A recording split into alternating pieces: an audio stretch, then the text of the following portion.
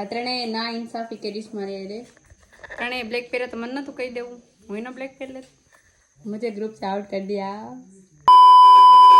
જય માતાજી મિત્રો, સ્વાગત છે તમારા બધાનું મારા મિની વ્લોગમાં। ચાલો આજે આપણે બધા ભેગા મળીને કરી નાખીએ થોડી કિચનની સાફ સફાઈ। કિચન સાફ કરતી કરતી હું મમ્મીને કહેતી હતી કે કિચન હું સાફ કરું છું તો હું જ કંઈક પહેલાં બનાવીશ, ત્યાં સુધી કોઈને કિચનમાં કંઈ બનાવવા નહીં દઉં। તો મારી મમ્મી કહે હા ભાઈ તું બનાવી લેજે। કિચન થઈ ગયું છે મસ્તનું સાફ, તો હવે આપણે બધા ભેગા મળીને બનાવીએ માંડવીની ચીક્કી। તમે માંડવીની ચીક્કી કહો છો કે માંડવી પાક, મને કહેજો કમેન્ટ કરીને। માંડવીને મસ્ત શેકી ઠંડી કરીને આવી ગઈ હું છત ઉપર, એમાંથી જે ફોતરી હોય ને ઉખેડવા માટે ઉડાડવી પડશે ને એને, તો એને સુપડાથી ઉડાડી નીચે આવીને મિક્સરમાં પીસી લીધી માંડવી। મને છે ને આવી પીસેલી માંડવીની ચીક્કી બહુ ગમે।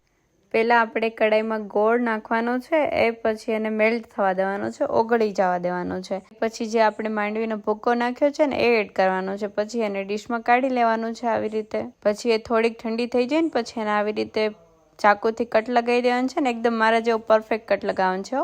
આવી ગયા આપણે પછી છત ઉપર, તોય ન રહેવાનું, તો પાછી ગઈ ચીક્કી ઠંડી થઈ કે નહીં એ જોવા માટે તો થઈ ગઈ હતી। પછી મેં ટેસ્ટ કરી અને ધારાબેનને પણ ટેસ્ટ કરાવી દીધી। પછી હું અહીંયા બનાવતી હતી રોટલા અને બહાર ચાલતી હતી ગવારની નાની નાની બાકા ચીક્કી। હારુંથી રોટલા બનાવતી એમાં હું બચી ગયા બાકા ચીક્કીથી। એક કામથી બચીએ તો બીજા કામ કરાવી નાખીએ। હાલો હાલો હું કાચ સાફ કરું છું, ત્યાં તમે ફોલો કરી દો। Bye bye.